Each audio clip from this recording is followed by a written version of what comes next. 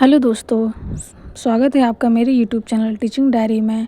आज हम सप्ताह में पढ़ाए गए सभी सेल ऑर्गेनल्स के बारे में रिवीजन करेंगे। और यदि आप class 11, 12, BSc, NEET, TGT, PhD या बायोलॉजी के किसी भी एग्ज़ाम की तैयारी कर रहे हैं तो ये वीडियो आपके लिए। तो शुरू करते हैं आज का वीडियो। सेल क्या है? Cell structural and functional unit है हमारी लाइफ का।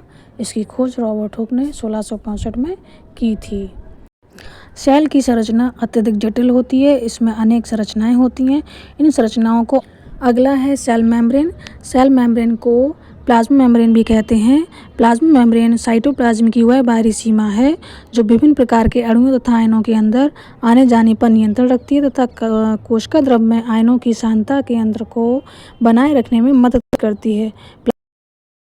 अब हम बात करते हैं साइटोप्लाज्म के बारे में। साइटोप्लाज्म जो है वो एक जेली लाइक स्ट्रक्चर है। हमारे सेल के अंदर जेली जैसा पाया जाता है और इसी के अंदर सारे ऑर्गेनल्स जो हैं वो रहते हैं और ज़्यादातर सारी रिएक्शन जो हैं वो इसी केमिकल रिएक्शन जो हैं वो इसी जेली के अंदर होती हैं। अगला है न्यूक्लियस। न्यूक्लियस जो है वो हमारे सेल का एक कंट्रोल सेंटर है जिसके अंदर जेनेटिक मटेरियल होता है और सभी सेलुलर एक्टिविटी जो है वो इसी से रेगुलेट होती हैं। ये हमारे लिए बहुत ही महत्वपूर्ण होता है। अब आते हैं राइबोसोम पे। राइबोसोम स्मॉल और राउंड स्ट्रक्चर है। इसे प्रोटीन फैक्ट्री भी कहते हैं क्योंकि इसमें प्रोटीन सिंथेसिस होती है। ये साइटोप्लाज्म में फ्री होते हैं और आर में पाए जाते हैं। राइबोसोम की खोज सर्वप्रथम पलाडे नामक वैज्ञानिक ने सन 1955 में की थी। अंतःप्रद्रव्य जालिका की खोज K.R. पॉटर ने सन 1945 में की थी। ये केंद्रक कला से कोशिका कला तक फैली रहती है। ये दो प्रकार की होती हैं, rough ER, smooth ER। Rough ER में राइबोसोम पाए जाते हैं और स्मूथ ER में विदाउट राइबोसोम होता है। गोल्गी बॉडी की खोज सर्वप्रथम 1898 में कैमिलो गोल्गी ने की थी। गोल्गी बॉडी को लाइपोकॉन्डिया भी कहते हैं। ये blue grain algae, bacteria, mycoplasma को छोड़कर अन्य सभी जीवधारियों की कोशिकाओं में मिलते हैं। पौधों में गोल्गी बॉडी को डिप्टियोसोम भी कहा जाता है। जंतु में गोल्गी बॉडी से विभिन्न प्रकार के हार्मोन स्रावित होते हैं। लाइसोसोम की खोज डी दुबे ने की। सन 1974 में डी दुबे को इस खोज के लिए नोबेल पुरस्कार प्रदान किया गया। लाइसोसोम अधिकतर गोलाकार अथवा अनियमित आकार के एक परत वाली थैलियाँ होती हैं।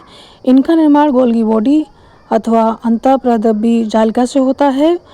लाइसोसोम में अनेक प्रकार के एंजाइम पाए जाते हैं, प्रोटीएज, राइबोन्यूक्लिएज, डीऑक्सीराइबोन्यूक्लिएज, फॉस्फेटेज आदि।